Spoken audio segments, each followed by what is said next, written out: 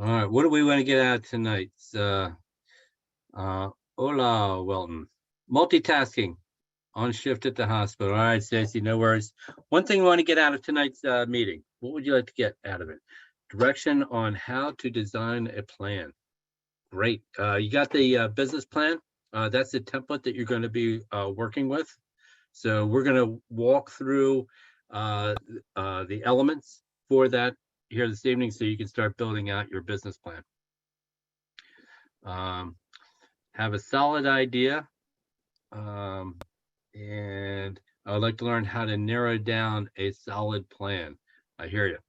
All right. So some of these things that we work through here this evening should help you with that. Better idea how to shape my target demographic. We're going to get into that a little bit tonight, and then we're going to get into it even more in depth next week when we start doing the marketing planning. But yes, we're going to get into that tonight. Knowledge of building a small business. Yes, you're going to get that, and you're going to get that over these next 3 workshops. That's the whole point of what we're doing here today. The financial side of things. Who's that? Samantha Barney. Thank you, Samantha. That's usually the weakest point of any business plan. So hint, hint. You got a strong financial portion of your business plan. You're going to automatically have an advantage over everyone else because year after year, it's the weakest part. And we're going to get into that in the 3rd workshop. But yes, you definitely want to have a good financial side of your business plan. All right.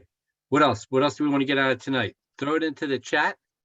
Want to make sure we're covering all the things that you want to get out of this. So far, we're going to be covering all these things.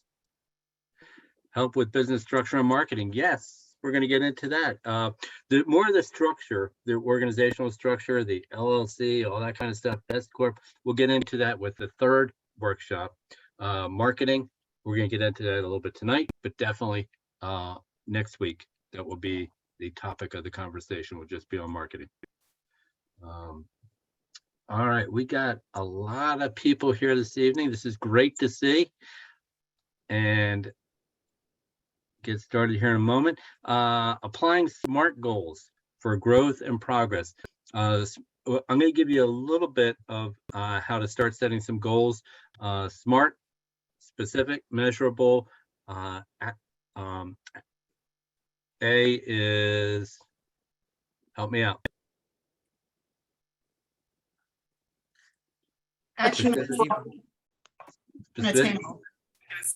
Specific, measurable. A is what? Achievable.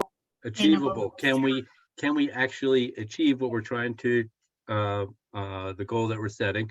Is it R is it's either realistic or relevant. You see it different versions, but relevant, does this really relate to me? And then T for time sensitive, is there a time element to it? Defining my SWOT. We're not going to get into that a whole lot. SWOT is strengths, weaknesses, opportunities, and threats. That's something that you can do on your own.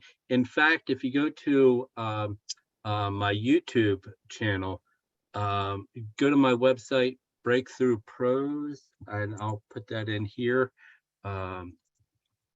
And I have a video on how to do a SWOT analysis as well as an environmental scan. Go there, and there's a video on how to do that that will help you. Build my business plan to help see my vision on paper. That's what we're going to be tackling here tonight. How to succeed in the business plan competition. You put all these things together, you have that strong financial plan, you will be successful. All right, whether it's in this competition, another competition, just we're giving you the formula for how to do it. All right, welcome everyone. Again, my name is Dennis Sullivan with the CCBC Center for Business Innovation, here with Angela Kivas, our project director. Angela, say hello. Hello, everyone. I'm letting people in and looking at my emails as well. But welcome. You're going to learn a lot today. And yeah, very exciting. One of three. And we're happy to have you all. Yeah, and Angela is the face behind all the emails that you've been getting. She's my right hand, and getting all this stuff done without her, it wouldn't happen, believe me. So we thank her for all of her hard work and making all this stuff happen. So tonight is the first of 3 workshops on developing your business plan. And so tonight we're going to be talking about strategy. Next week, we're going to be talking about the marketing planning. And then the following week in our 3rd workshop, we're going to be talking about developing the financial plan and also considering the legal structure for your business. So all these elements you can combine to work with your template that you got for the business plan competition. We're going to give you some more details about dates that you need to keep in mind at the end of tonight's presentation. Angela will come back and walk you through all that. But you should have gotten the business plan template already. And you need to use that business plan that we've given you to submit your entry for the business plan competition. All right, so, and we're going to give you those details of how to do that. And we'll also send that out to you if you didn't get it for some reason you can't find it in your inbox. We'll send that out again. And you should have also gotten a 1-page strategic plan for tonight's workshop, as well as a worksheet to go along with it. So I encourage you to have that in front of you as you go through the presentation this evening. I think you'll find it helpful. This is exactly as it sounds. It's a workshop to help you with your business plan. And excuse me real quick.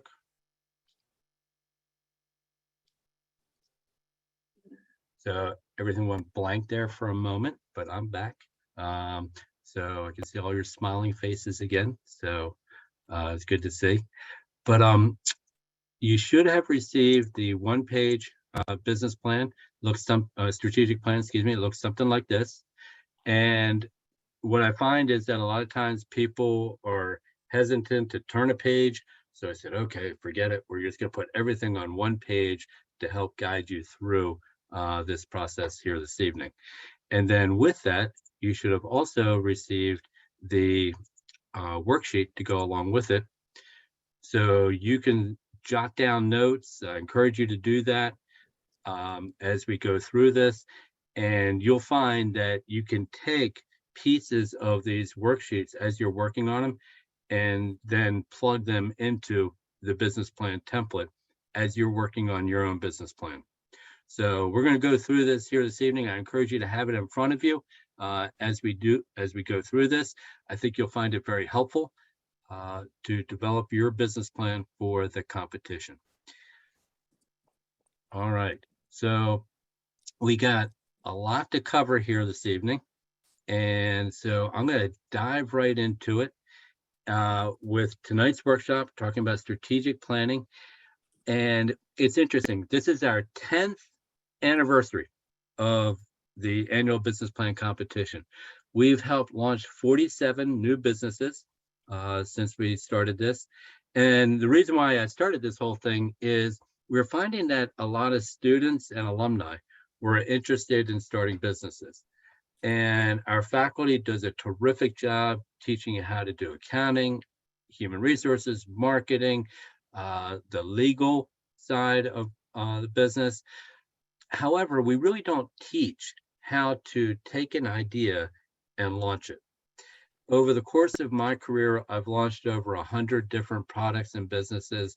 I've had a blast doing it, made over $150 million for clients, and it's fun. And I wasn't a business guy. I was an English major. And I ended up running some publications and realized, okay, I need to start getting more involved in the actual business side of things and understanding it. So got my MBA and then started my own business as a marketing consultant, helping folks around the country launch new products, new businesses. And when folks were at CCBC were thinking about, okay, I want to start a business, we thought, well, let's take your idea and teach you this process using a business plan competition. Here's the thing. Do you need a business plan to launch a business? No, not at all. In fact, there's an argument to be made like, you shouldn't be spending all this time working on a business plan and then launch your business. You should just go ahead and try it, iterate, get it out there. Why not do both? There's nothing stopping you from going out and trying it, starting it. I'm starting 2 new businesses right now, and we are doing exactly that. We are getting out there, we're talking to people, but at the same time, we're going through this process. And it's much more helpful if you actually write it down.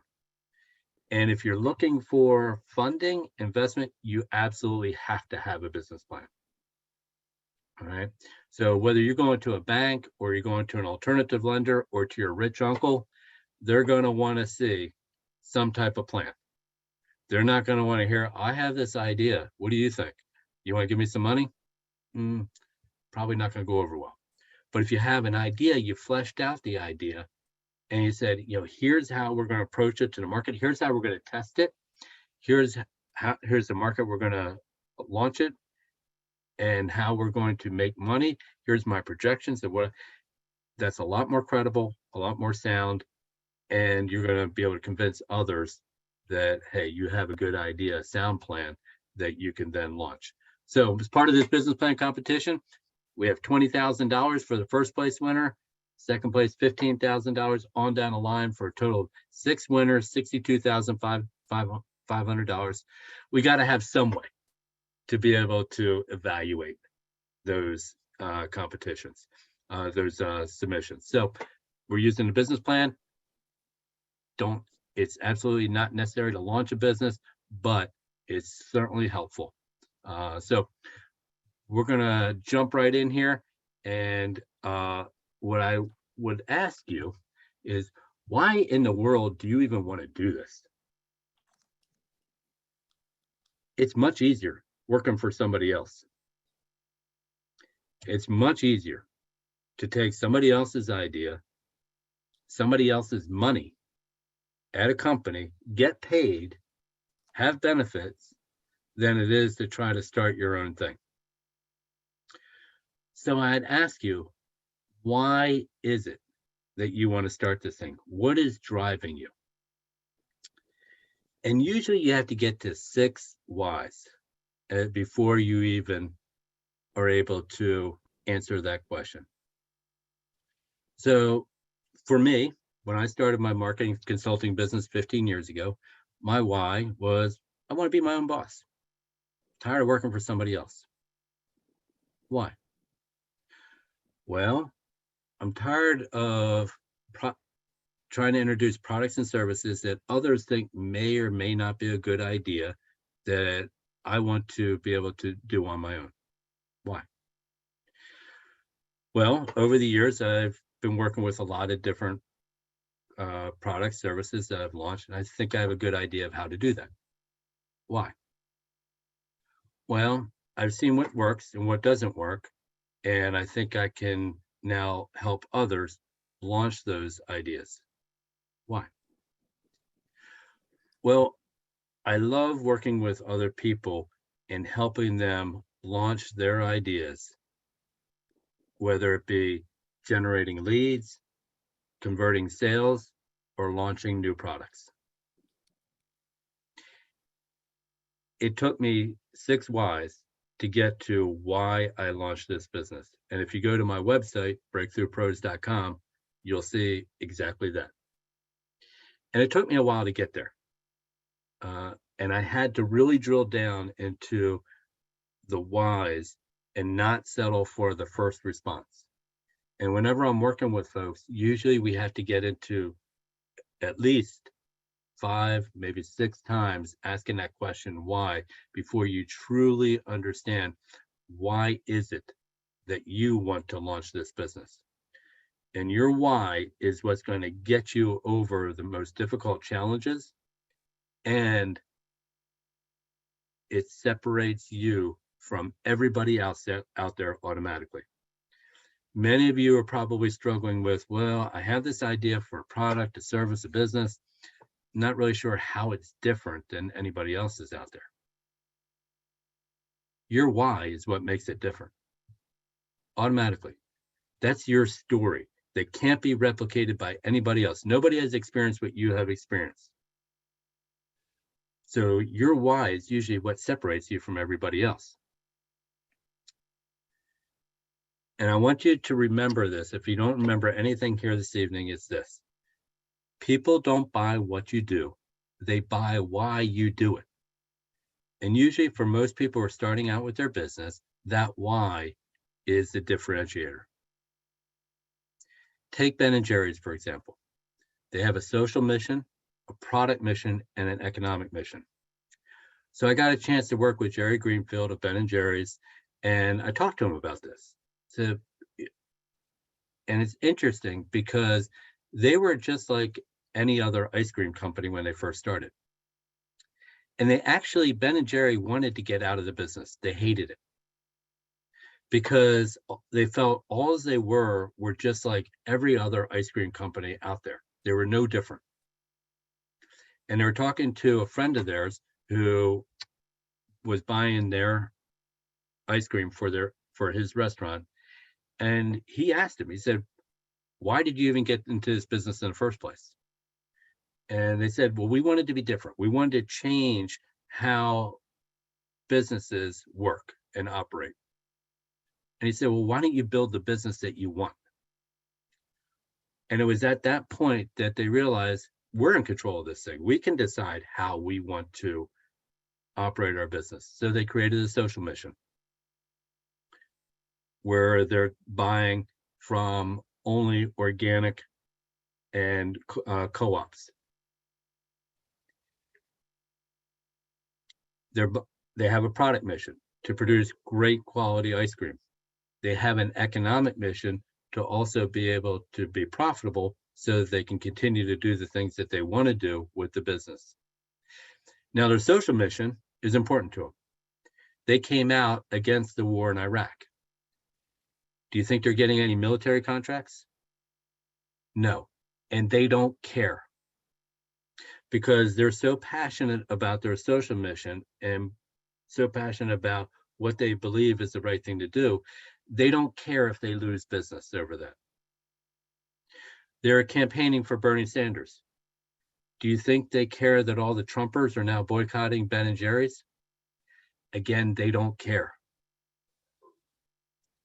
So that mission, that why, has to be so important to you that you're actually willing to lose business in order to gain business.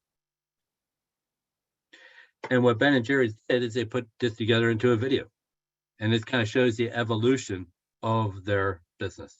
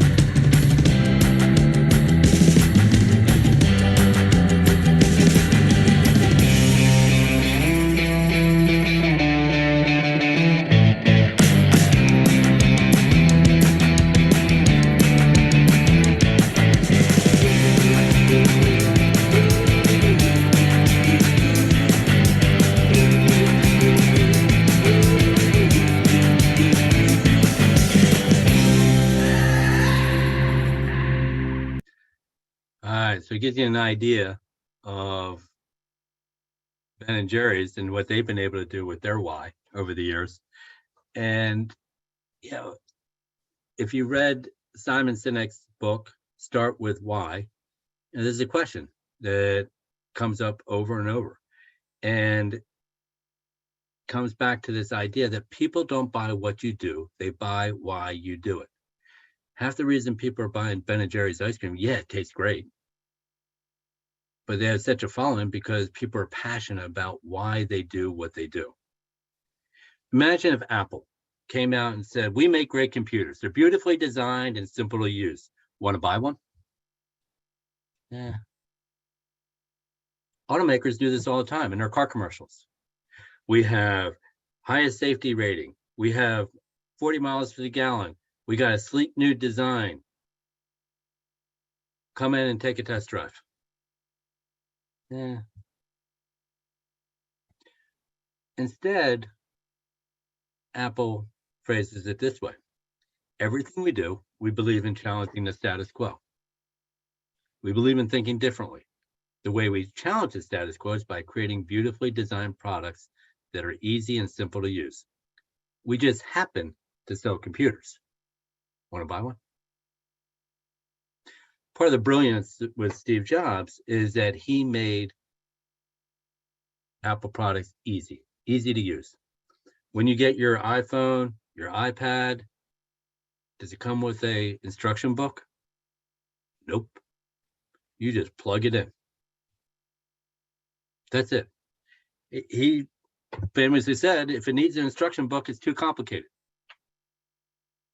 And they're beautifully designed. When was the last time you saw a sale for an Apple product or a Mac? They don't have to run sales. They're not competing on price. People are willing to pay more because people are buying why they do it, not what they do. It's the reason why people have bumper stickers with the Apple logo, or they're getting tattoos with Apple on their arms. Same thing with Harley Davidson. Harley Davidson has a tremendous following, not because of what they're selling, but why they do what they do. Your goal then is to find other people who believe what you believe. Anybody hear of Samuel Pierpont Langley? Samuel Pierpont Langley was hired by the War Commission, by the US, to develop flying machines. He had $50,000. He was on the board of Harvard. He was getting all these doctorates to work with them, engineers, and all these newspapers, media were following him around because they knew that he was going to be the guy to figure out flying machines. Meanwhile, a couple brothers, Orville and Wilbur Wright, and who had a bike shop, were also trying to figure this out. And they had a bunch of guys working with them who, every time they went out to test another machine for flying, they took 5 parts with them. Five parts of each one, because they knew that they were going to crash. And they just had to rebuild it. When Orville and Wilbur Wright finally took off, nobody knew it for several days because all the media were following Samuel Pierpont Langley.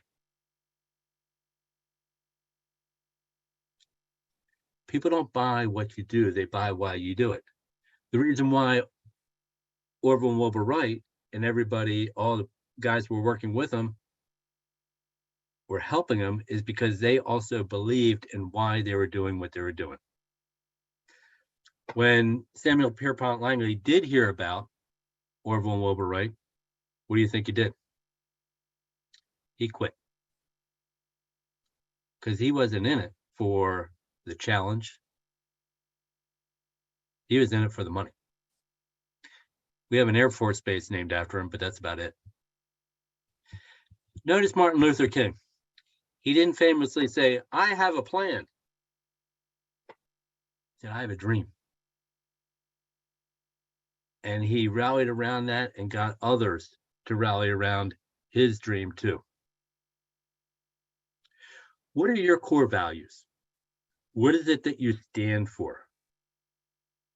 Back to Ben and Jerry. What are you so passionate about that you're willing to lose money over it? So that you're able to then say, we are about this. We're so passionate about it that we want others to join us. And if you don't, fine. Plenty of others out there. What companies or people do you admire for sticking to their values? That may be an easier way to think about it. What are some other companies that you want to emulate? Which ones would you not like to emulate?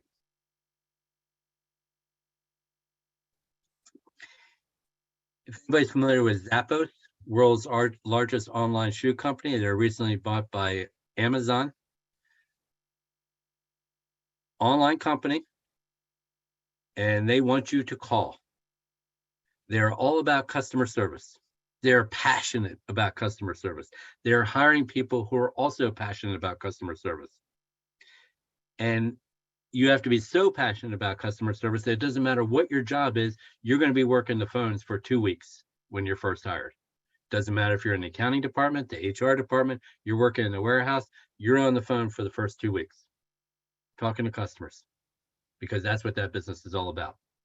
And if you feel that after that training, not for you, fine. They're actually going to pay you to leave. I think it's $2,000 now that they pay you to leave. All right. No hard feelings. If we hired the wrong person, this isn't for you after you saw the training, fine, moving on. What they're looking for are people to say, I'm not interested in the $2,000. I'm interested in the $60,000, $70,000, $80,000 I can make with you. And it's a little weird. They're hiring for people who are different. Check it out.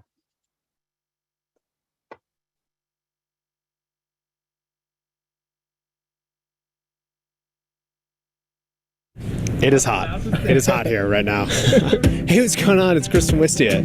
Today we're going to be hanging out with Zappos to learn about how they've built an epic company culture that is the core driver of their business and how they've built this strong culture from the ground up. So they're based in Las Vegas. Their customer service center is in their headquarters in Vegas.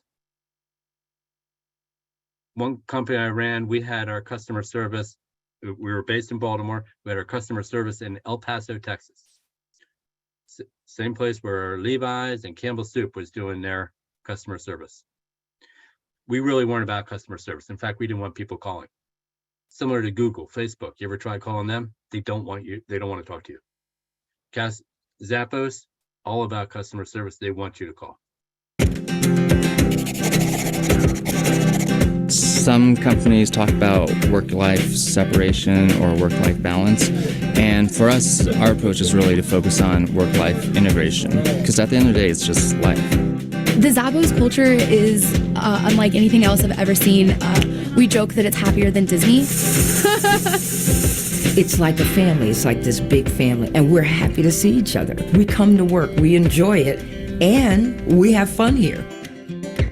Company culture is our main business strategy. It's the number one priority of the company. I think that we've always felt that competitors could copy our selection, they can copy our shipping, but one thing that could never be copied was our company culture. From the very beginning, Fred and I interviewed every single person, but our criteria was really, would we want to go grab a drink with this person, even if we weren't in business together? And if the answer was no, then we just wouldn't hire that person. But that's kind of the idea behind the way that we hire here, is it's more important that we're getting the right people, the people that are going to fit into our culture, that are going to appreciate our culture, help grow our culture. Performance reviews include whether you're living or inspiring the core values in others, but what we found is it's much, much easier just to spend the extra effort on the front end. It's Sometimes that means it'll take twice as long to fill a position, but if you get the culture right, then most of the other stuff like delivering great customer service or building a long-term enduring brand or business will just be a natural byproduct of that. How are you contributing to the culture? Are you going outside your department and making friends outside your department? These are things that you actually get scored on in order to get promoted. When you grow like we've grown throughout the years and you have so many new employees, they're responsible for creating this culture, maintaining it, and making it better. We're allowed to feel free to say, hey, you know, it'd be fun if we all went for a hike. Cool, plan it, do it. That's something that they really stress too, is it's all up to everyone to scale this culture and to grow with the company as the company gets bigger. You know, Tony and these guys figured out a long time ago that you actually can get your work done, be focused, but you can also, you know, be happy and have fun while you're doing that. I don't know, we're just happy to be here because we enjoy what we do. We enjoy each other too. Zappos has a unique culture, and what's important is not that you have the Zappos culture, but that you have a set of core values and you define what your culture is. All right. So the culture all starts with your core values. And here's some of the core values at Zappos I just want to highlight here for you. Notice the shake weights there. They have fun at work as part of the culture. And they start with delivering wow through service. So I have a client who has a customer service center, and they have 2 giant screens hanging from the ceiling. One shows how many clients, how many callers are on hold, 4, 5, 14, and then the other shows how much the average wait time. And they're all about trying to drive down that average wait time. Zappos doesn't have any of that. They don't care. They say, give people as much time as they need on that phone. And there's stories of people spending 5 hours on the phone with somebody at Zappos, not because they're horrible at talking to people on the phone, but because that's what the person needed in order to make that decision. They're all about delivering wow. And they have fun. They're a little weird sometimes. And they embrace it. They're going to do more with less. Notice people don't have corner offices. They're all out there together. Somebody may come along and say, hey, I think I'd be more productive if I had my own office. That ain't going to work here. That's not part of our culture. And lastly, be humble. You know, a good customer service person is going to put others before themselves. And this is what they're hiring for at Zappos. And they pay well. So what is your mission? What is the purpose of your company? And it goes back to that why. Why are you starting this thing? It's a lot easier not to do it. It may seem strange for me to tell you that.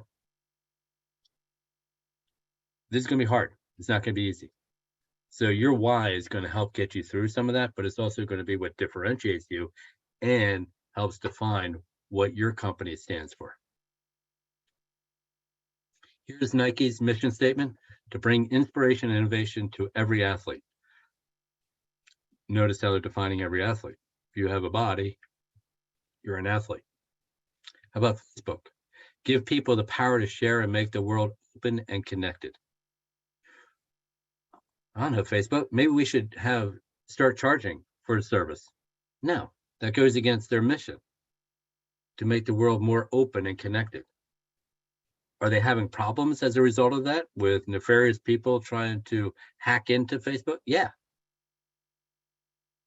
But they're trying to stick to their mission to be more open, connected. How about Google? Organize the world's information, make it universally accessible and useful. They know all the information that they have on you is pretty valuable. And so one of the things they have as part of their core values is do no evil. Because they have a lot of information about us that they could use.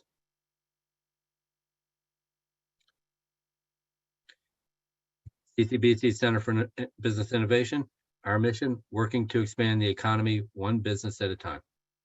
So we take our time with each person who's trying to launch a business, and we work with them to help them do that, one business at a time. This is a client I work with, Nick's Pizza and Pub. Looks like any other pizza place. And do we really need another pizza place? Probably not. But from the very beginning, he started this place, Pizza on Purpose. And he created the Nick experience. So it's a values-driven company. There are no managers. Do you hear me? There are no managers at this restaurant. I want to talk to the manager. Sorry, we don't have any. They work in teams, and people work together.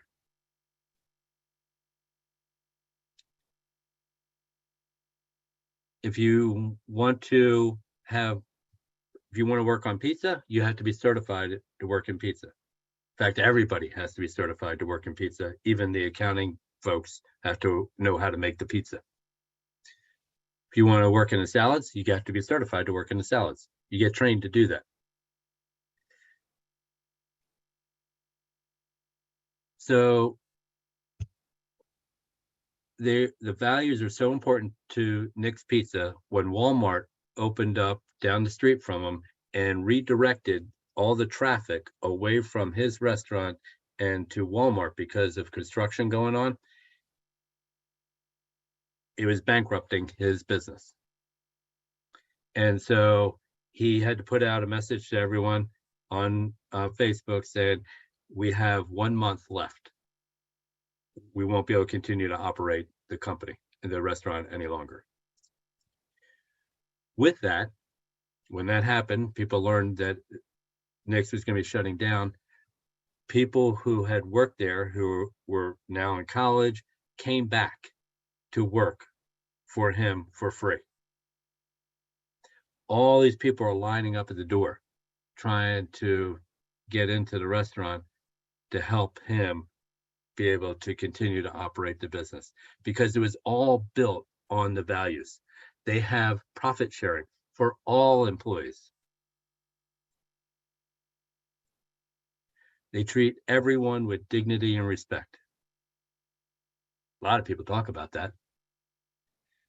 But how many of them actually open up their books to all the employees and say, here are our expenses, here's our revenue, here's how we're doing? How many invite all the employees to their meetings to talk about their profit and loss? How many actually post it up for everyone to see? They communicate openly, clearly, and honestly, everything's transparent. Health, we are profitable, fiscally responsible. We support the physical and emotional well-being of our guests and team members. So when one of the members had brain cancer, everyone got together and said all the profits for that night were all going to go to support one of the team members to help pay her medical bills. And they do this stuff all the time. Students who get certain grades, minimum grades, they all get bonuses. So when the company was in trouble, everybody in the community was willing to support them, and they're doing great now. Because there are plenty of other pizza places to go, but there's only one Nick's Pizza like this that is driven by its values. People don't buy what you do. They buy why you do it. Check this out, and I'll take some questions. If you have questions, throw them in the chat. Be glad to answer them, and I'll give you some time to work through that worksheet, whether it's a one-page plan or the worksheet that we sent out, so you can jot down some of your ideas here. But go ahead and throw in some of your questions in the chat, and I'll address them here shortly. Whoop, excuse me.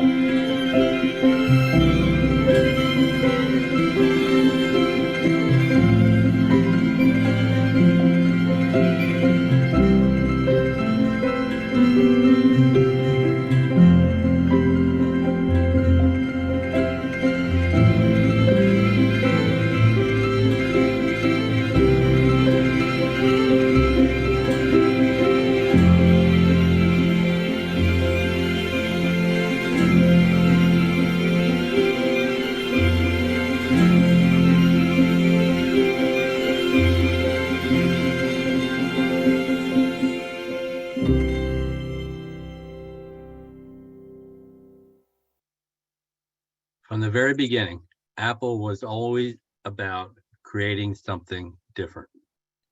If you want to be like the rest, buy a PC. You want to be different?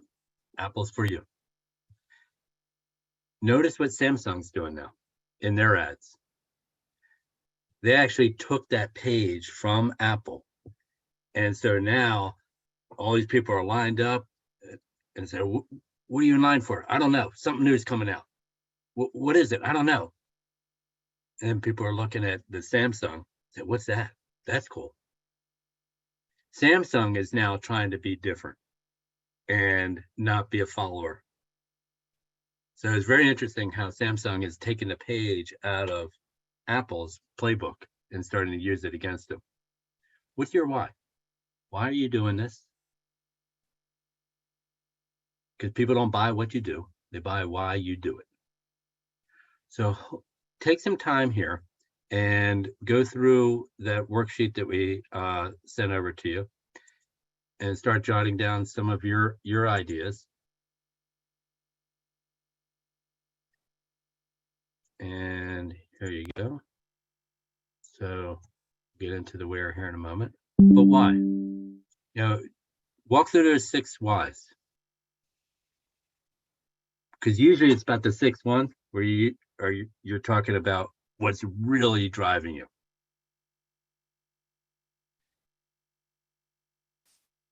Go ahead and jot down some of your notes there. If it's easier to work in the 1-page sheet that we gave you, feel free to do that. That's right here. Why do you want to be in business? Why do you want to start a business? What are those core values?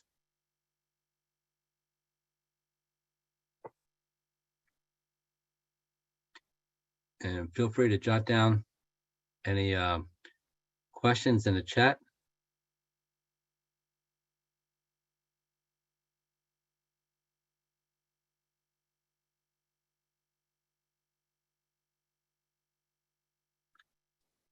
Interesting, Nita. Your comment about the why is almost inherently anti-capitalistic. And that's a very interesting insight.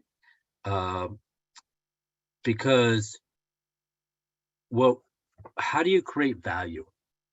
You create value by doing something for somebody else that they're going to benefit from. That sounds anti-capitalistic. But if somebody sees that value, they're going to be willing to pay for it. If they're going to benefit in some way. So you're actually creating something. Your why is actually creating something for somebody else so that they can benefit. And the more they benefit, the more they value it, the more that you're likely to make money from it. Think about a car repair shop. We need car repair shops. We need the plumbers. We need the electricians. We really need them when we're desperate and we're willing to pay more during those times.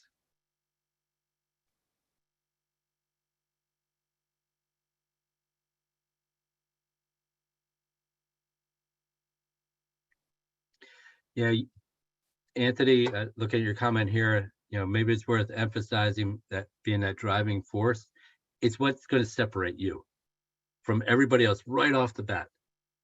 Because chances are most people don't have anything that hasn't been created before.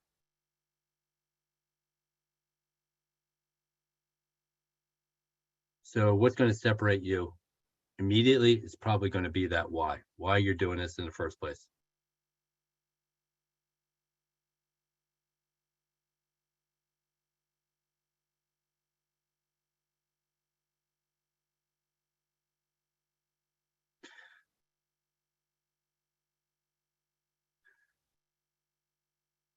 I'll give you a few more minutes to jot down either questions or jot down your ideas into those worksheets, because you can use these worksheets I'm giving you for that business plan template. Hopefully it'll make it easier for you as you go through it.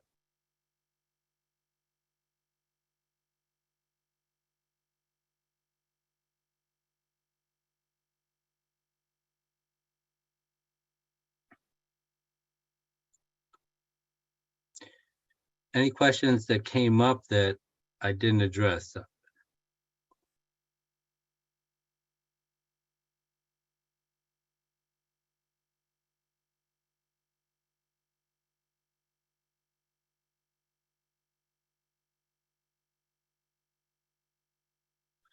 You don't have to identify 6 whys, but usually that's what it takes. It's going to take a couple for you to really get to what is driving you.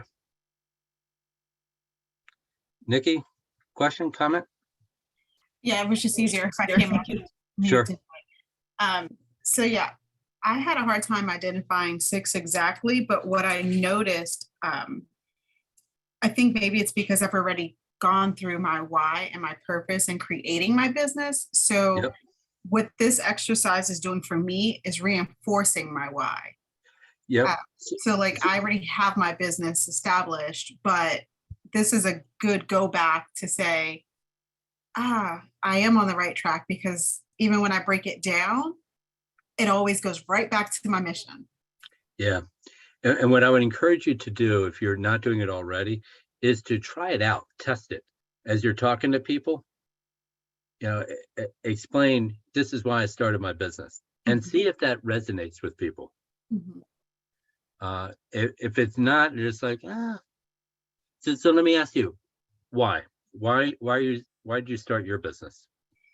My largest why is my passion for people, and it gives purpose to my past experience.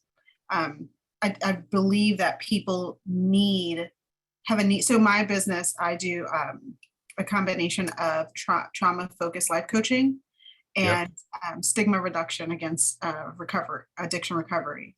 Okay. And So why are you so passionate about this? because people need to see that their change is possible. So like my tagline on my thing is, everyone deserves a beautiful life. Yes, even you. And that's it. That's my why, to give people the life that they feel they deserve, not the life that was placed on them. But why are you so passionate about this? Because of my past experience and me wishing that I had that direction. Okay. I had someone to be there in that corner. All right. And I would encourage you to share that past experience if you're not already. Mm-hmm. Okay. And sometimes that's the confusing part, right? So I have, like on my About Me section, I have that past experience listed as a part of my bio. But sometimes that's the hard part, is knowing whether or not it's safe or appropriate to express that why. You know what I mean? How far to go? It absolutely is, because that is part of why you started this business and why you feel so strongly about this message that everybody deserves a beautiful life. And that you said it because I wish somebody was there for me when I needed it most. Right. So that immediately begs the question, what happened? What happened in your situation that drove you to this point?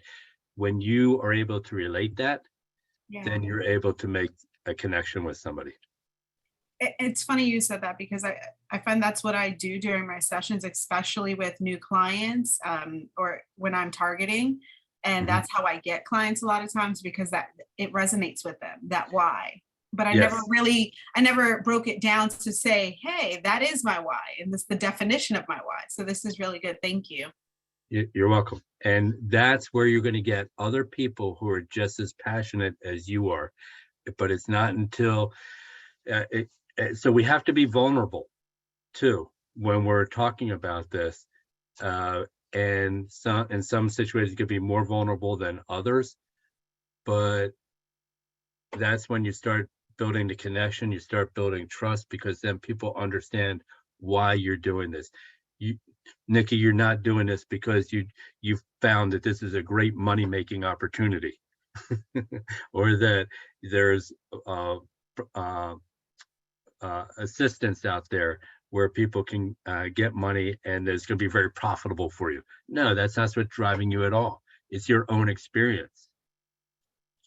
So I would encourage you to talk about that and be very upfront about that, because that is what's driving you, and nobody else can replicate that experience. Exactly, that lived experience. Yep. So Jacqueline asked the question, how are contestants' ideas protected throughout during the competition? So you can go ahead and trademark your idea, so you can get patents, but when you submit your business plan, it's not protected. And you will find that in just about every business plan competition everywhere. We don't really care about your idea. We're not investing in your idea. I have enough on my plate. I really don't, not interested in pursuing your idea. That's yours. And we've been doing this for 10 years, never had a problem. Dennis, there's another question Sure. above. It says, what's your advice concerning choosing to start a for-profit business and a nonprofit organization? It's basically about helping low-income populations with your product. Yeah. So thank you, Angela. So the process is essentially the same. And believe it or not, it's more complicated to start a nonprofit, because you not only have the people that you're serving, now you also have a board of directors, you have funders, so you have to appeal to those people too. So your mission, your vision needs to appeal to two very different segments: funders and the people who are going to benefit from the services that you're offering. So for our Center for Business Innovation, we are part of a nonprofit. And so when we are going to funders, we are telling them, here is what we're passionate about. We're passionate about helping one business at a time, helping students and alumni start businesses and learn the entrepreneurial mindset so that they could be successful, whether they're starting their own business or working for somebody else. That's our pitch.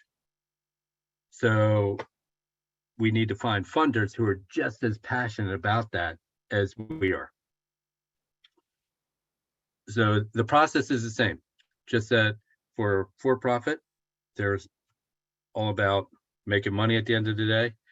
For nonprofit, it's all about how we're going to spend the money serving our mission. We have another Nikki. question. Yep, Nikki, already Yeah. started my LLC, good standing with the state of Maryland. Over the next few sessions, will we talk about how to locate funding opportunities? So funding in terms of revenue or in terms of investment. We're going to talk about both. So in terms of investment, your business plan is how you can get funding when you're going to a bank, but with most traditional lenders, you're going to need 3 years of financials. We'll get into that more in the third workshop. So nonprofits being more dependent on goals and whys? Absolutely. All right. You have a for-profit, but have a .org website. Yeah, that is a problem. So whenever you're doing a nonprofit, it should be a .org. If you're doing a for-profit business, it should be a .com, .net. Actually, not a big fan of .net or .anything else because nobody pays attention to it. .com is what you need to do. All right. Yeah, investment. We'll talk more about that in the third workshop, Nikki, how to get funding. And we do that throughout the year too, in a lot of different workshops. Dennis, we have 2 people that have their hand raised. Do you see that? No, go ahead. Just jump right in. And then take these last 2 questions, then we'll move on. Okay, so my question is, if I'm registered, okay, so say for instance, my business has multiple things underneath the business. My business outlook is for a sync licensing company as well as a publishing company, but I want it under the same entity. Can I do that? Sure, no problem at all. So what you would do is, so for instance, my business is Dennis J. Sullivan LLC, but also have it's a breakthrough marketing is what everybody knows me as. So it's doing business as, DBA is the other portion of that. But yeah, you could have one company with several different entities. It makes it a little complicated for you as the business owner managing the money part, because then you should have two separate accounts to keep those separate. Okay, so it would just be smart for me to just have it separated. Yeah, because it's separate website, it's separate audiences. We'll get into that more in the second workshop.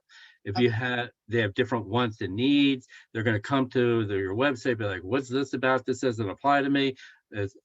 So it's better to have two separate entities Okay. for those reasons. Okay. And the other question?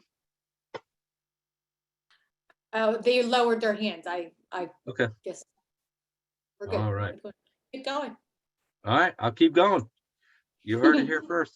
Keep going. All right. So where do you want to take this thing? And we get the question all the time, should I build for the short term or for the long term? You want to build for where you're going to be 5-10 years from now. Start building that now. So I have a landscaping client who started out where he was doing the lawn mowing and basic lawn maintenance type of service, and then realized I want to get into the deck building and the landscaping. Completely different customers. None of those customers that he had for the lawn service are with him today with the landscaping service. Completely different. So we basically had to start all over.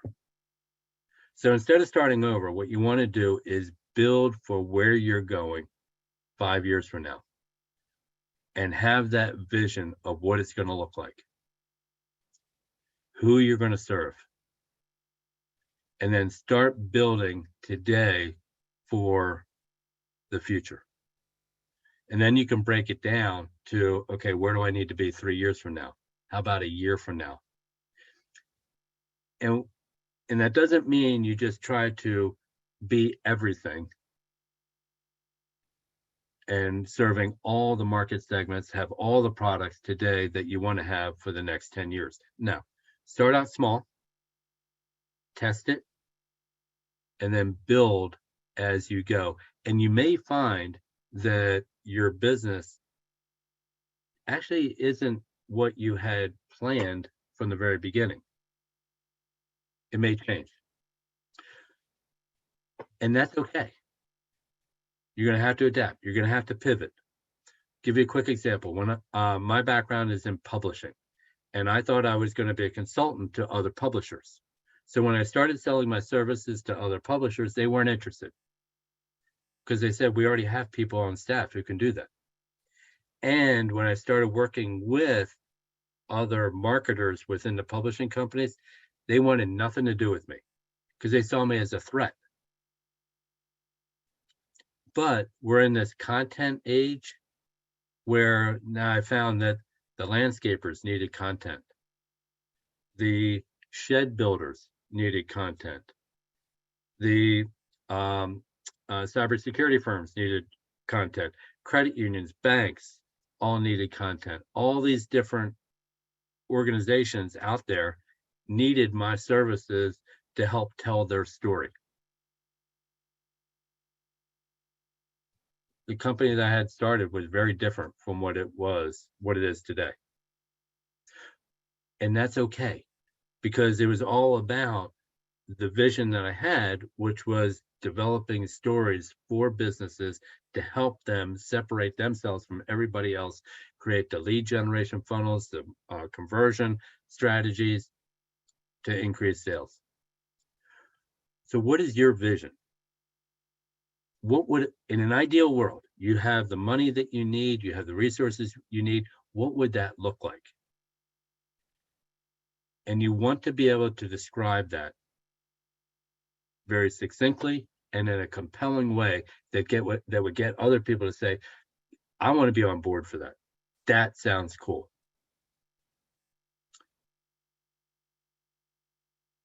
Here's Amazon's vision: to be the Earth's most customer-centric company, to build a place where people can come to find and discover anything they might want to buy online.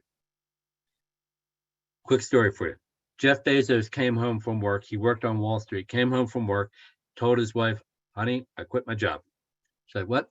Yeah, quit. I'm done.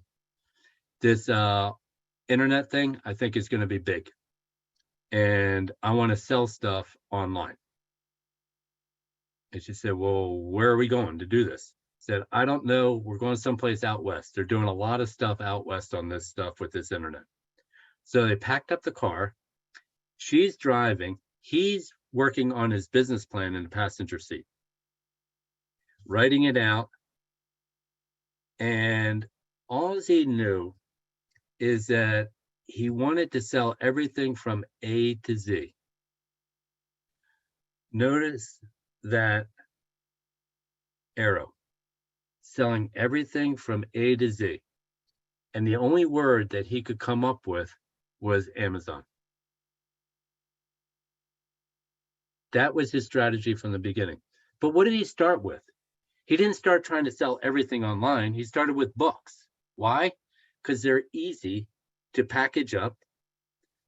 And all he was doing was putting photos of books on his website, going to the bookstore, buying them, and then packaging them up and selling them and shipping them out. That was his business strategy from the beginning. But he started with books as an easy way to test it. They're not perishable. They're not going to go bad. And then company grew. Investors like, this is great. We're doing really good with the book business. Are we going to start now making a profit? Like, nope. We're going to start selling clothing. We're going to get into other things. So we started selling all this other stuff. Investors like, this is great. Are we going to start making a profit now? Nope. We're going to start building warehouses because we need to manage all this inventory. It took them about 15 years before Amazon actually made a profit. But he had the vision from the very beginning that that's what it's going to take to be able to realize his vision of selling everything from A to Z. But he built that from the very beginning. Started small, but that was the goal from the start. Sony's vision. This is from the 1950s. Some of us who are older will remember the quality of Japanese products through the decades. 1960s, it was awful. 1970s, getting a little better. Ask GM and Ford. 1980s, we had some good radios at the time. 1980s, 1990s, now starting to get really good. Now we're starting to see a lot of new TVs coming out. Their vision from the very beginning, from 1950, was to become the company most known for changing the worldwide poor quality image of Japanese products.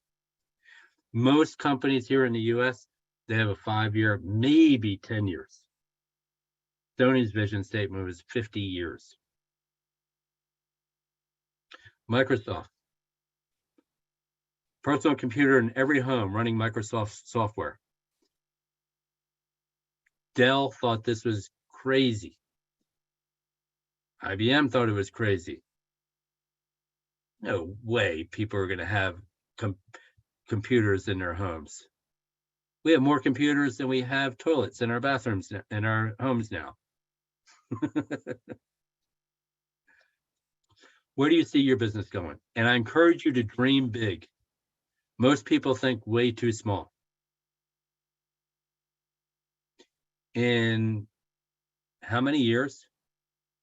Plug in your company will do what? What is the achievement that you're going to accomplish? This is where your strategies come in. So you want to describe how you can do what you want to do. So I encourage you to take a moment here, jot down your big dream here. This is the fun part. We'll get into the financials and stuff like that in the third week, start bringing you back to reality. But right now, I want you to think big. Sky's the limit.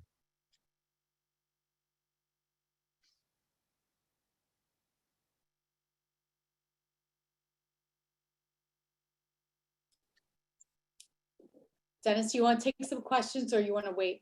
Yeah, You're good for taking some? yeah. So let's see. If you go up, Jacqueline. Yes. Grace. Yep. If the overall business has multiple branches, divisions, how do you break out the various divisions to start a smaller segment of the business first, then introduce other areas? Great question. So what you want to do is start where you think you have the best opportunity right now. Start there and start small, test it, and then you can grow it. So then you're generating revenue that you can plow back into the business to grow it. Just like Amazon, Jeff Bezos is a great example, started with books first before getting into anything else. So start small, but with that big idea on the horizon and test it.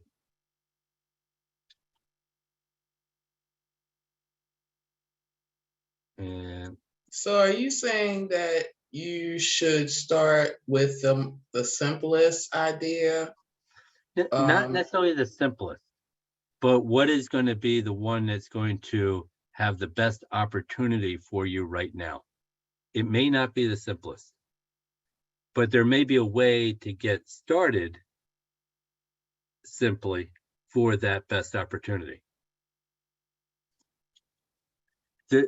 The simple one may not be the most profitable and may not be the one that's going to generate revenue for you. Should the most profitable one be the one that you start with? Say, what I'm thinking would be a good catch on is requires a good deal of IT expertise, Yeah. and also a good little bit of copywriting, patenting for the IT portion of it. And I have no experience there. So would that be a good place to start, or would I want to start in a service area where I have a little bit more control? So you're going to need to figure that out. It's not for me to say which one you should do. And, there's another comment here about a lot of it's learn as you go. And I would say, try it, give it a shot, start trying it and test it out with people. Figure out, okay, how am I going to get that message out there? How am I going to start getting customers, prospects? How much work is that? Is that a real challenge? Or would it be a little easier doing something else to get started that's going to start generating sales? I'm just concerned because I don't have any experience in that IT area. And I believe that, because there are no proprietary protections, I'm kind of nervous about, do you think that it would be better to do disclosure agreements or non-disclosure agreements for everybody involved in kind of rolling out the idea? I think that would be the most popular and profitable. However, I'm concerned that it might go out of my area of expertise and make me vulnerable. Yeah, if you don't have the expertise in an area, I would not go into it because nobody's going to see the value that you're able to bring. Another comment here, Phil, so much business to learn as you go, trial and error. It is. It's figuring it out. And you're always testing. You're always trying things and seeing what works and what doesn't. That's part of being an entrepreneur. If it was going to be a home run every time, we'd all be rich. Got it. Thank you. You're welcome.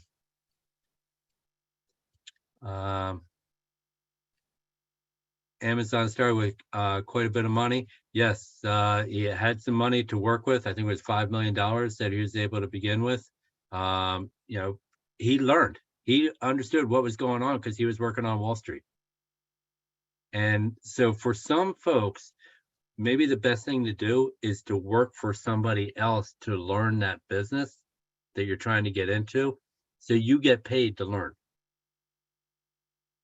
So give you a quick example. My background was always in B2B, and I knew if I was going to be a consultant, I had to get B2C, business to consumer experience as well. So I deliberately took a job running a B2C company so that I understood that market just as well as I understood the B2B market. And so I had to work for another company for a couple of years before I started my own thing.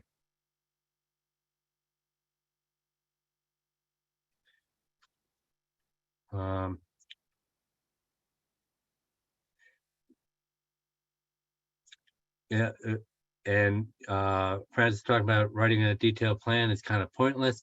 And it depends on the business you have. Why not do both? Why not get started and try these ideas out?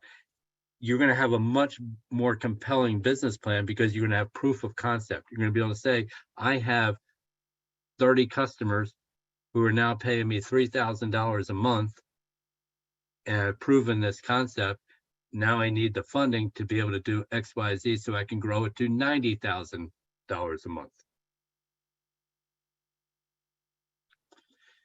Is there such thing as a hybrid business model? Not really sure what that means, where you're for-profit, nonprofit. Okay, yes, there is. So it's a special designation where you're a for-profit company with a mission as your business entity. That's all about the mission that you're serving. And there's more companies that are doing this now. Ben & Jerry's is one. It's one of the first that was actually positioned as company this way. There's a special designation code with the IRS for that. But yeah, check it out. I forget the name of it right now, but it's easy to look online. Just Google mission focused for-profit companies, and that'll designation will come up. If somebody could just throw that into the chat box, that would be great. How should you determine pricing? Test it, try it, and don't go low. There's only one lowest price provider out there. In any market, there's only gonna be one who has the lowest price. Everybody else is usually competing in the middle, and then there's usually the folks at the higher end who have more services. They're able to justify the value at that higher price. So what you want to do is you want to test it. You want to try it. See what other competitors are charging for similar service and see if you have the similar value proposition, if you're able to create more value than what is being offered elsewhere in the market.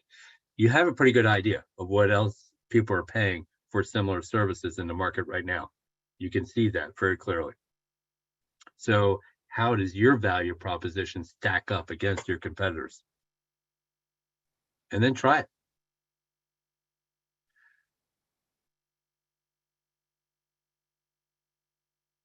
There you go. And Rodney is saying the same thing. We looked at competitors and how it worked, when determining the pricing. An S Corp is like an LLC. So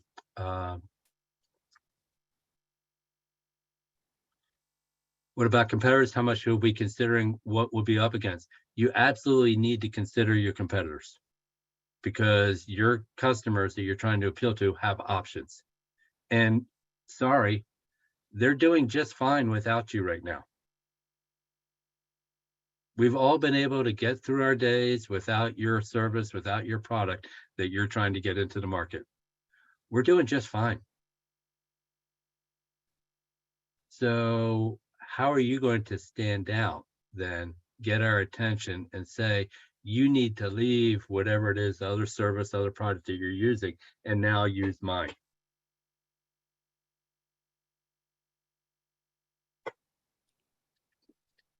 Dennis, Nashim Yeah. has their hand raised. Go ahead. Thank you. I think maybe I watched too much Shark Tank, so you'll have to forgive me. But when I watch these shows and they talk about starting a business, I mean, I know that Shark Tank is different now, and they show people who really like, when they're like, oh, I made $1 million or whatever. Right. It's a little different than obviously where I am. But when Mr. Wonderful's like, okay, what's your customer acquisition cost, or like, what are these things? I mean, I feel like it's one thing to have a passion. It's one thing to talk about the whys. But at the end of the day, it will come down to money, right? Like you brought up Nick's Pizza and you said, okay, well, Yeah. all these people were dedicated to the cause, and that's fine. And that's a temporary fix. But sustaining long-term business goals is always going to be down to money. So I guess what I'm wondering is, how do I learn all of these things and what measure it takes? Like how much product you buy, how much output you have. You talk about cost, but as soon as you raise your costs, people have problems when you raise your costs. So, I just feel like there's always the damned if you do and damned if you don't model. And I just don't know where to be. But when I watch these things, and again, I know it's TV, but a lot of it is real. Like, at least it seems real to me in the sense that these people have businesses and what all of these things mean. How do I learn all of these things? You're asking a lot here. I know I am. You're right. So keep it simple. All right. So what you want to do is you want to have a value proposition that's going to separate you from everybody else, even within Shark Tank. That's one of the things that they're focused on, is what makes your product, your service different than everybody else out there. And if people see that, then they're going to be willing to buy it. They're going to be willing to pay for it. And then it's just a matter of managing, okay, we need to be profitable. So we want to make sure that we're pricing our products appropriately so that we're able to bring in enough money to be able to pay our people, cover our expenses, and also have enough profit so we can continue to grow. And sometimes it's a matter of not trying to sell a ton of stuff, because that's just going to increase your expenses. So now it's just a matter of managing how much you're selling against your costs. And there's a whole thing that we do where we talk about managing for profit first. So you build out your pricing, you build out your structure, going through those financials, so that you're able to say, okay, I'm going to price it at this level, knowing that I'll have this amount of profit at the end of the day, so I can continue to grow. And you test it, you try it. Get it out there. See what works, see what doesn't work. Angel has her hand raised as well. Yep, go ahead, Angel. Good evening, everyone. I just had a quick question. I had to write it down. Sure. What do you mean by test your product? Like, if I have a product, should I do a few of them and then maybe give a sample out to the demographic that it would benefit, like pregnant women or mothers with infants? Should I give them or even show them the product and ask them to critique it? Sure. Or Yeah, ask them how much would they pay for it, get all that info, and then come back and kind of use that for like a demographic? sure. You can do free trials. You can ask people to try it, get some feedback. Then you can have people using it in videos. You have testimonials where people are talking about it, that you can then use that to promote on your website. It's tough when you're asking people, what would you pay for this? Because a lot of people will lie, not on purpose. They'll say, oh, this is worth X amount to me. And then say, okay, would you prefer to pay in cash or credit? And they're like, oh, well, not now. It's so you really don't know until you put it out in the market and ask people to buy it. But in the meantime, what you could be doing is having people try it, see what they like about it, see what they don't like about it. What do they think are the best features? What you think may be great, other people may not just see the same value in it. But that's a great way to just start trying it out, start testing it. But you're never going to really know until you actually start selling whether people are actually going to purchase it. Yeah, it happens. Thank you. You're welcome. All right. So moving along here. So here's a question that you really need to address up front. And we're going to get into this a little bit more next week, but it's who? Who is your target market? And it should be your ideal target market that you're thinking about. And everyone on the planet is not a target market. All right. If you're saying, oh, everybody could use my service, my product, wrong. Not everybody could use it. And in fact, just like I said before, we're getting along just fine without it right now. Even Ford can't try to appeal to everyone 16 years and older who have a driver's license and can drive. When I say Ford, what do most people think of? Trucks, cars. Trucks. Built Ford tough. Guys who want to haul stuff. They're getting out of the car market. They're not selling cars anymore. The only car they're selling is the Mustang. That's it. They're all about trucks. Now, can women drive trucks too? Yes, but they're not marketing to them. And if they are, it's women who want to haul their horses. Notice some of their advertising. Even Ford, with all of its money that it has, the billions of dollars that it has to spend, it is not trying to appeal to everyone. Neither should you. You don't have all the money in the world to be spending on that. Prius, are they trying to appeal to everyone who can drive a car? No. They're trying to appeal to the granola crunchers. People are concerned about the environment. They're not trying to appeal to everyone. Jaguar, not trying to appeal to everyone. In fact, if you can't afford their car, they don't care. Even these companies, with all the money they have, are not trying to appeal to everyone. So who are your best prospects? And you want to be as specific as possible. When we're talking about age, don't talk about baby boomers, millennials, specific age range. A 20-year-old has very different wants and needs than a 27-year-old, even though they may be in the same generation. A 35-year-old with kids at home has very different wants and needs than a 42-year-old whose kids are out of college. So be specific. Gender, male, female, each has different wants and needs. Consider who is buying in the household. Who's making most of the household purchase decisions? Men or women? Women, the women. 80% of all household purchase decisions are made by the women in the household. Now, the men may be writing the checks or paying for the big ticket items like the boat, the house, the motorcycle, those sorts of things, the car.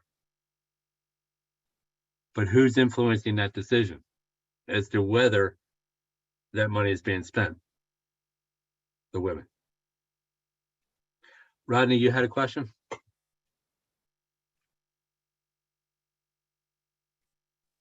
No, I was just I was going to interject on this part. A little situation with our business. It's a security business, but we also do firearms training.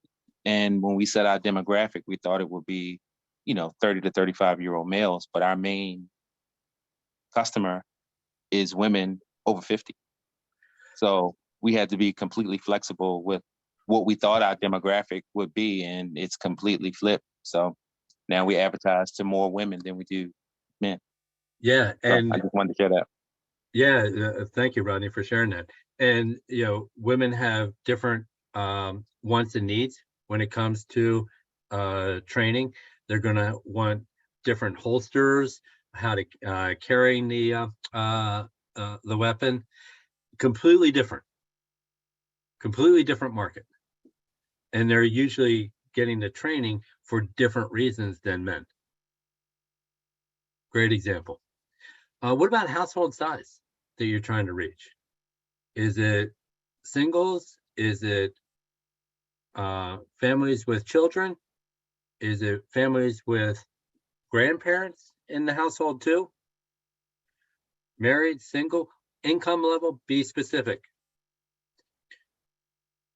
Middle income folks who are earning $60,000 household income is very different from a household earning $220,000, even though they're both considered middle income.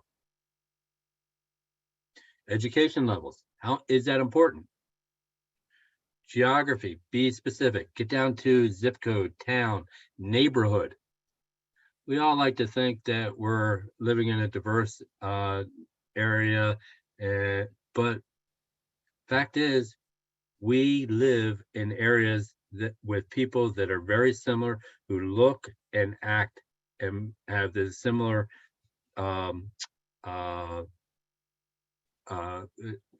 political affiliations that we do. That's why political candidates market to neighborhoods, because most people in the neighborhood are usually either Republican or Democrat on the same street. We like to think we're different, but usually we're moving to areas where people look like us, act like us, have similar beliefs. What about political views? How important is that? Is that important at all? Religious views. Where are they getting their news?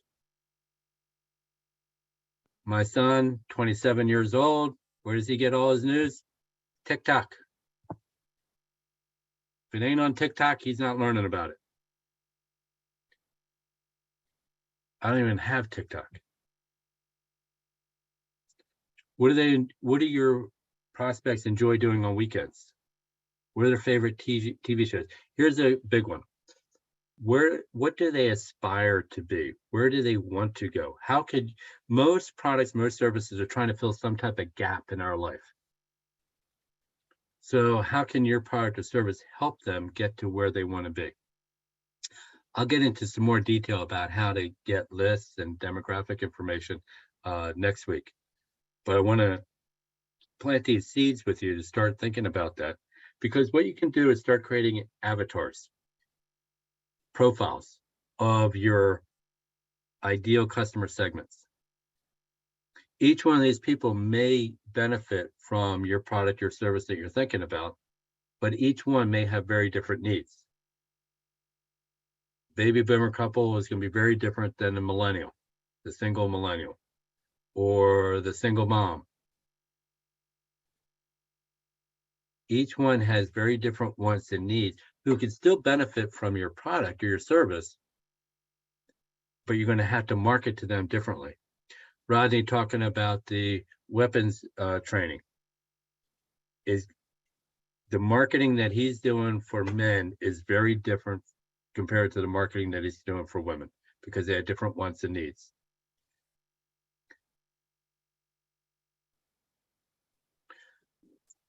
So what can you offer that's different? What do your prospects want or need that they're not getting now? Because you do have competitors.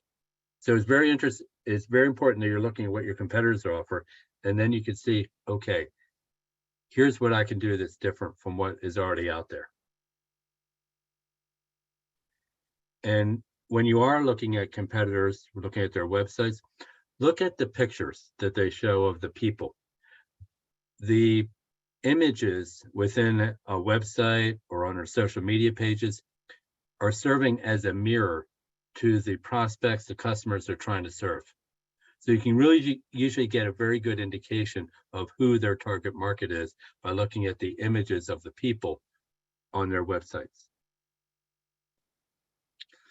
And this is a big one. Why? Why would they want to do business with you? We all have options.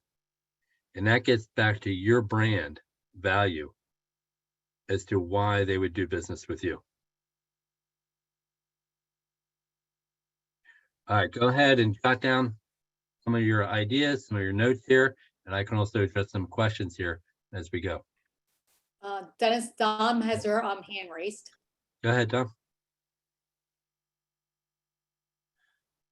So I wanted to know, when you were talking earlier about the who when it comes to customers, I was saying, I put in the chat that this is something that I really struggle with because I have a more B2B, or not more, I have a B2B audience. Yep. And so typically in my case, the person that I'm trying to sell to is the person that's going to make the decision about the partnership or the contract, but they're not necessarily the beneficiary. So Yep. I get a little bit like, it's been really hard for me to niche down. So I wanted to just see your thoughts on that, because I know that you mentioned that you had B2B experience. Yeah, great point. So when you're talking to, when you're selling to B2B, it's usually several people who are involved in that decision-making process. And a lot of times the customer isn't even the one writing the check. It's the CFO or somebody else who manages the money who's going to actually write the check. So it's important that you're not only selling the person who would benefit, but you also now need to provide information to somebody you may not even talk to. So you have to give the value proposition, you have to give all the information that your beneficiary needs to then sell it internally to somebody else. And that's tough, but it can be done. And ways you usually do that is within meetings, where you're able to get everybody, all the decision makers in a room to talk about it, to make a presentation. You're providing them with PowerPoints, PDFs, information that they can easily pass along to somebody else to be able to say, okay, this is a good idea, we should go ahead and pursue that. And you want to have the conversations up front, with the beneficiary, who else is involved in this decision-making process, and how long of a process are we talking about? What information would you need that I can give you that would help you? Because that beneficiary wants your product, your service fast, easy, and so you need to make it easy on them to sell it internally. Oh, that makes a lot of sense. I've never thought about that. Okay, so you're suggesting kind of like targeting the beneficiary specifically and then having them sort of like filter back to the person that makes the decision. Oh yeah, absolutely. Because because the other people in the organization, they don't really have the need. It's the beneficiary who has the need. Now you need to give them the tools that they need to sell it internally. Okay. And Wow. you keep it simple. Yeah. And if you need to have a separate meeting with that person, that decision maker and the beneficiary, then you need to do that. That's why usually B2B is a longer process, because there's more people involved in that decision making. Okay, thank you. You're welcome. All right. Other questions?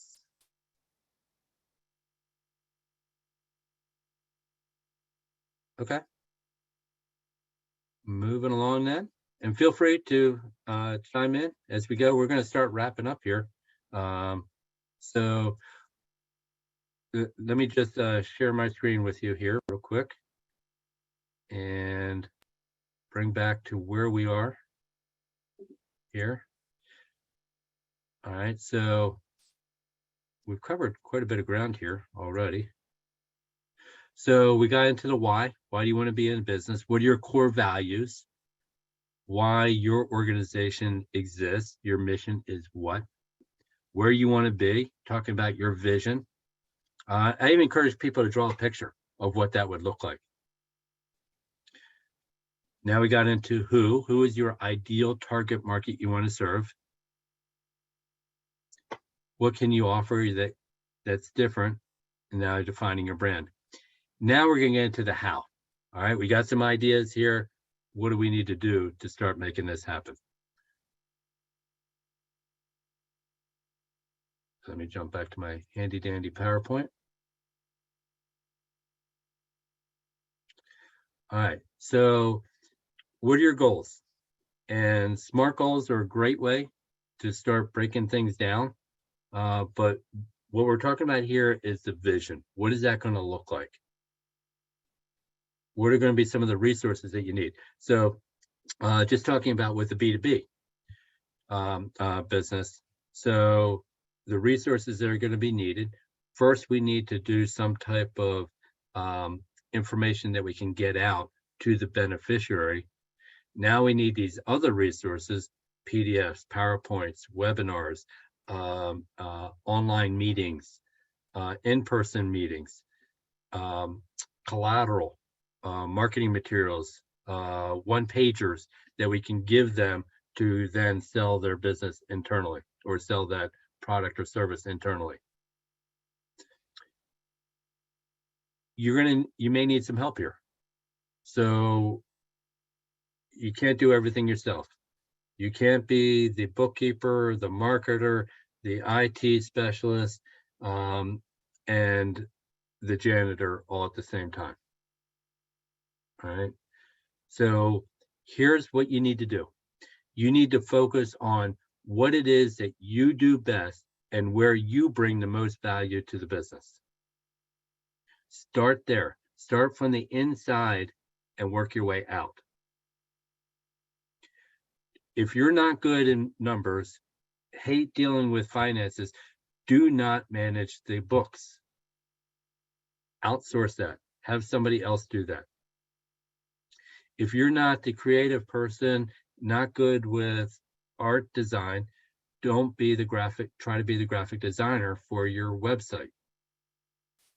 If you hate social media, do not be the person who's managing your social media. All right. Outsource that stuff. You need to hire for that. And there's plenty of freelancers. One of my favorite that I use and we use at the Center for Business Innovation is called Upwork. So I'll put this in the chat for you. Angela, you mind doing that real quick? Upwork.com.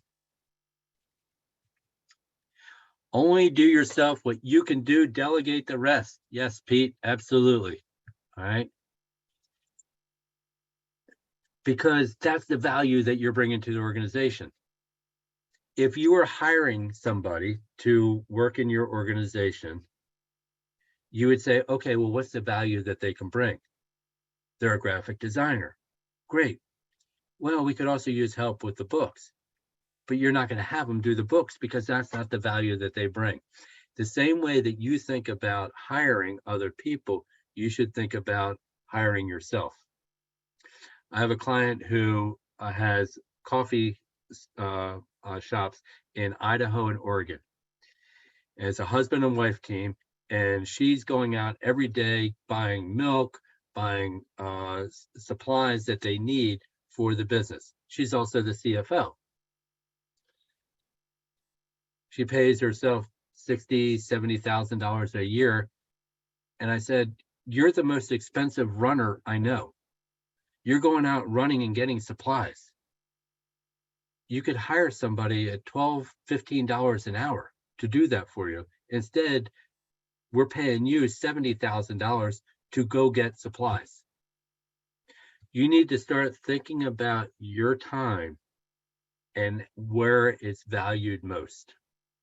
And you can even break it down to say, if you have the business already, what is my value to the business? Or if you were to hire somebody, what would it cost me to hire somebody to do that same job?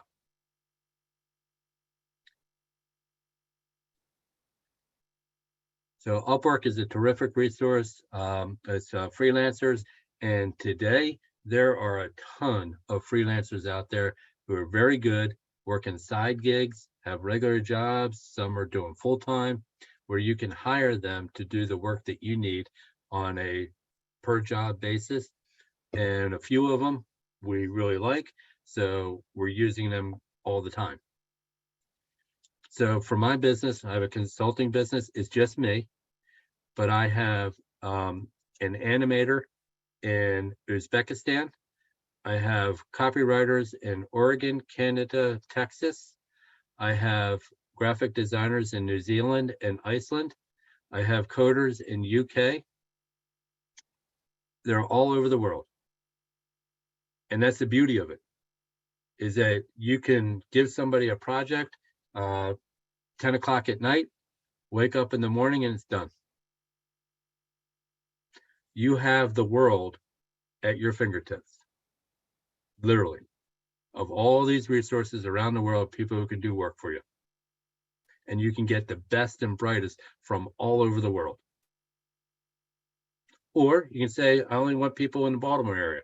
I want to, and for some projects, I prefer to have people who are local that I can meet with them one-on-one and talk with them. You can set it that way too. Upwork is just one. There's others out there like that, but you need to focus first on the value that you bring and then hire for the rest. And it doesn't have to be expensive. So when is all this going to happen? And it's up to you as to determine what's your long-term plan. Is that a year from now, 2 years, 6 months? And then break it down. What is the midterm, short term? So where can you get started easily that will help you start working towards your long-term plan? And then how are you going to track your performance against your plan? And schedule it out. And be detailed as to, okay, here's what I want to do. I have a business already. I have an idea, some ways that we can test this. I need to do a marketing campaign. I want to do this marketing campaign early January. Great. I need to figure out the market that I'm going to go to. I'm going to do that by when? I can do that within the next 2 weeks. I also need to hire somebody to create a landing page for our website. Okay. Once I get my plan together, my marketing, I can then work on that next. Then I need to work on the copy that I'm going to use for that. I'm not the best at copy. I need to hire somebody to do that for me. But they're going to need some material, so I'll need to do some research to begin. I can do that in the next 4 weeks. Then I can hire the copywriter 5 weeks. Schedule it out as to what's going to happen. And then set yourself goals and then track how you're doing against that plan.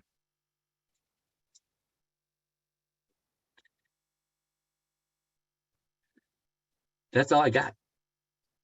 All right. We have a question. There's a Sure. question in the chat. If you're trying to start a service-based business, should you be trying to make connections and asking people if they would want to work for or with you now when it's still just an idea? Yes. So start talking about it with people. Say, this is what I'm working on. What do you think? And you want to talk to people to see who's going to be interested. What kind of questions do they have? Because that's going to shape then your pitch, whether it's for a business plan competition or whether it's in your marketing. You want to start understanding what are the obstacles that I need to start overcoming when I'm talking to people about my idea. So absolutely, talk to people whenever you can.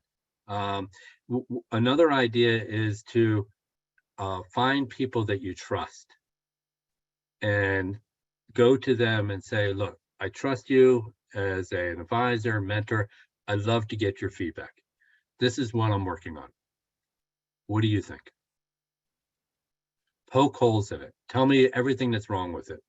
You actually want that. You want people to be critical of it, so that then you can better understand, well, what are some of the questions, concerns people may have as I start to launch this thing that I'm going to need to address up front.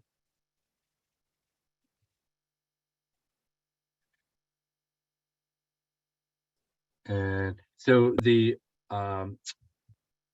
asking about the worksheet plan that was provided in the email. So if you go back to the email that was sent, you should have a one-page worksheet and also some more questions there that would help you with the business plan. Do you see the questions? And it says, how Yep. soon should you get an L? Okay. Go ahead. Yeah. So so what you want to do is, and we're going to walk through this in the third workshop, but what you want to start doing is, if you're going to pursue this, you need to get an EIN number from the IRS. IRS is going to want a piece of everything that you make. So what you would need to do is you need to first go to Maryland Maryland State Business Resource, and just look it up. Just Google it. We're going to give you that link in the third workshop as well. But go there and make sure that nobody else already has your name of your company that you want to use. Then go to the USPTO.gov, U.S. Patent and Trademark Office, and look up the name there too, because you don't want to be in a situation where somebody in Seattle may have the same business name, because if your business expands or their business expands nationwide, then you're going to be in a fight later. So it's better to have something that is unique and that isn't already protected under the U.S. Patent and Trademark Office. You need to do that first. Then you can go back to the state, file as an LLC. We recommend everybody just go ahead and do an LLC. If it's a nonprofit, you can file as a nonprofit. But LLC, just like its name says, Limited Liability Corporation, it protects you and any of your assets if something were to go wrong. Only costs $300 a year, easy to do, but you're protected. Then you can go to your bank. I have an LLC, I have a federal IRS EIN number, and then set up a separate bank account for your business. So you're keeping your business finances separate from your personal. This is important because when you file your taxes, then you want to make sure you're deducting your business expenses and keeping everything separate from your personal. All right, so that's the quick and dirty, but we're going to go through that a little bit more in the third workshop. What about how to build connections internationally, like if you wanted to start a business overseas? So the beauty now with everybody having to go Zoom and work online is that we're used to that now. Prior to the pandemic, we were not used to that. We did not want to go on Skype. So there's lots of international types of associations that meet online, and there's always conferences that are going on. Those are great places to meet people. You may need to do some international travel if you're going to do international business. There's just no way around that, but you can usually get started with some online type of associations. Recommending Kickstarter to raise money, get the idea out there. So it's tough with Kickstarter or a GoFundMe because now you're having to create a marketing plan for that campaign. And the only way that you're going to be able to do that is you're going to have a lot of followers to be able to then send out that campaign to them, have them donate. So you need, if that's your plan, you need to start building a list, start building a following now, so that when you are ready to do that Kickstarter, that GoFundMe campaign, you can then say, okay, folks, it's open. Go here, and appreciate you supporting me. So it's tough to do. That's why a lot of people don't do it. But you need to have a following, a large list that you can go to start sending that information out to folks. How do you protect your idea when discussing with other? You got to take that risk. How do you protect that idea while you're talking to other people about your market and your idea? You're going to have to take that risk. And, you know, most of the time, it's not some crazy idea that nobody else has ever thought of. It's probably something that we already have. How you're going to do it is what's going to make it different. And your story, your why is what's going to separate you from everybody else. So what I say, good luck trying to duplicate that, because we have a value proposition we think is unique. It's different. Our why is what's going to make us different. You're not going to be able to replicate that.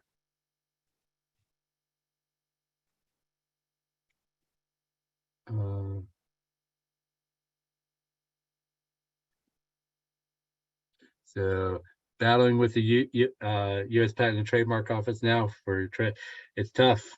So I wish you all the best there. But it becomes expensive. And that's the point here, because you're going to have to now hire attorneys to try to protect that. And at the end of the day, is it all worth it?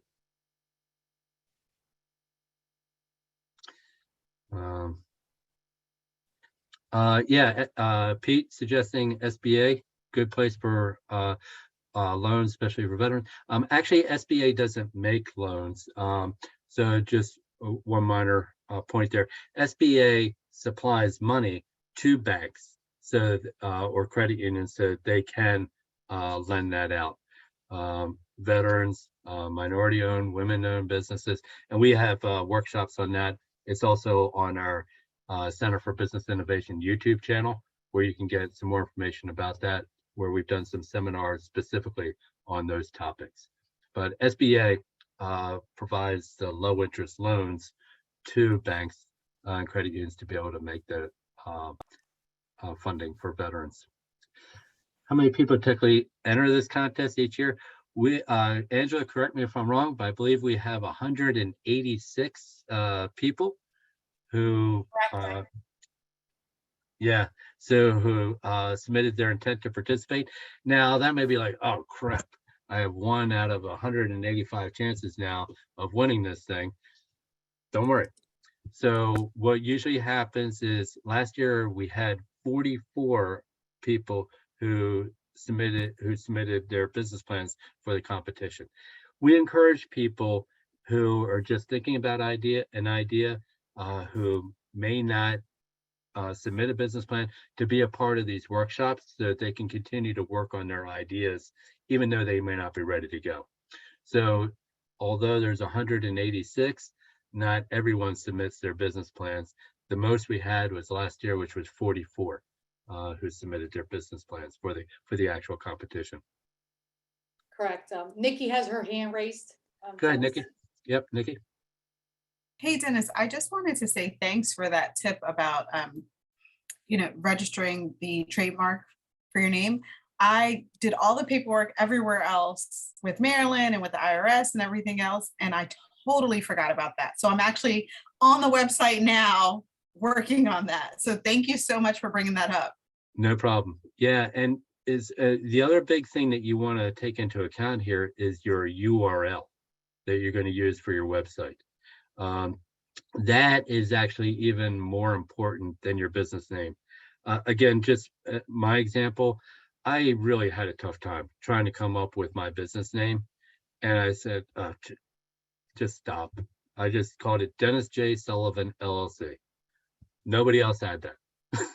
So, but I do business as Breakthrough Marketing Pros. And that took me a couple of years to come up with that. But I was just doing business as Dennis J. Sullivan, LLC. And, so don't sweat the business name. What you really want to sweat is that URL, because that is what's going to come up in Google searches.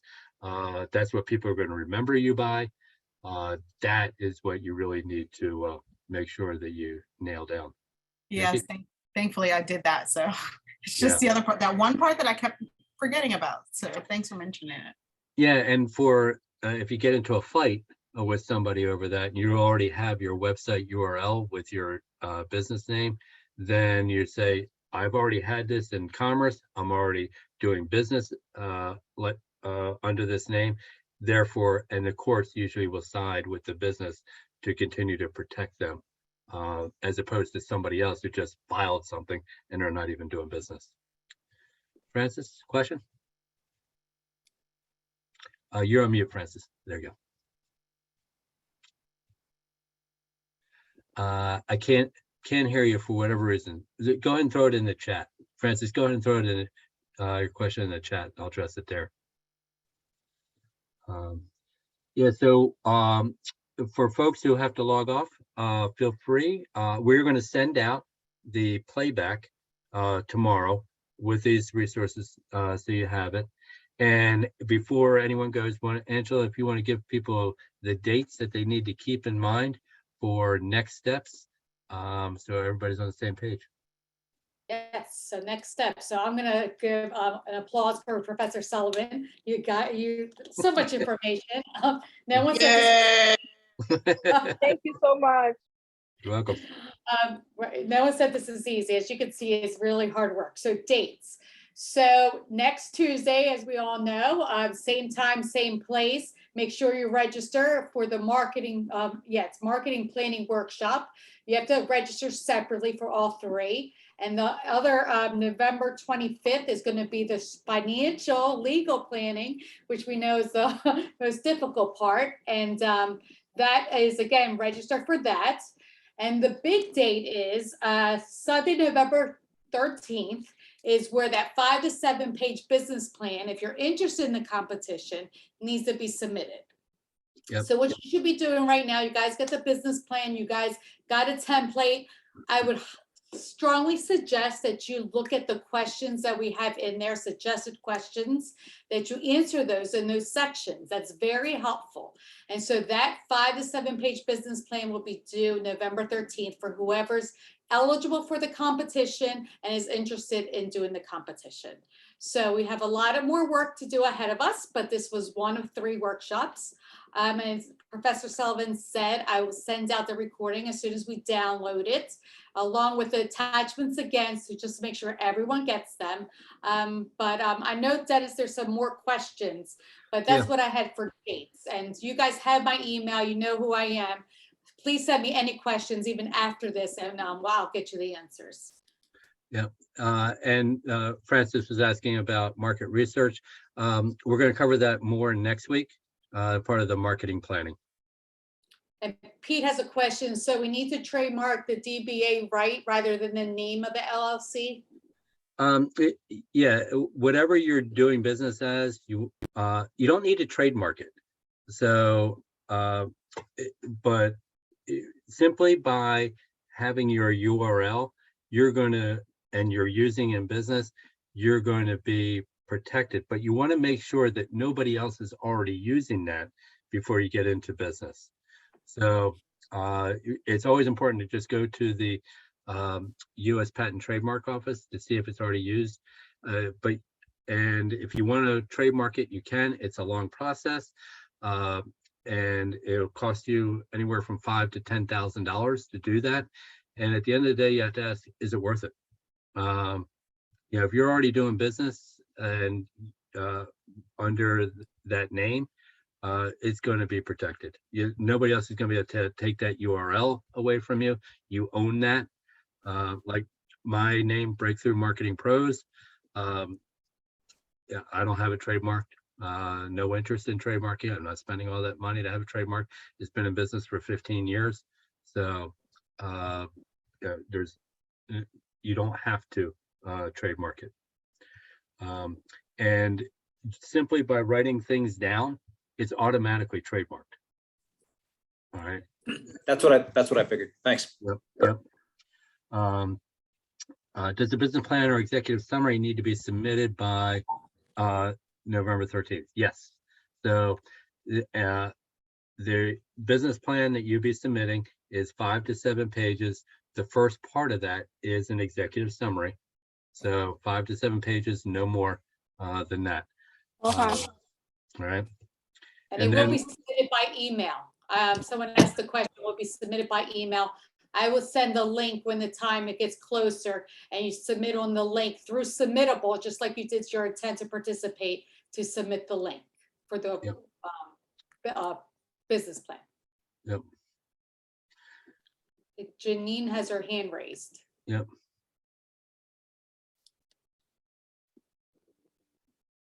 Janine, you're muted.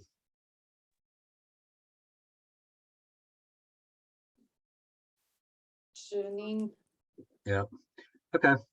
Janine, go ahead and send us your email with your question. Okay. All right, folks. Hope you found this helpful. And if you have other questions, feel free to email us. We'd be glad to get back to you. Next week, we'll talk about marketing planning, and then the final week, third week, we'll get into the financials and more of the legal issues that we need to consider here when you're starting your business. But have a good night, folks, and we'll see you same time, same station next week. All right. See you next Good night, week. everyone. Good night.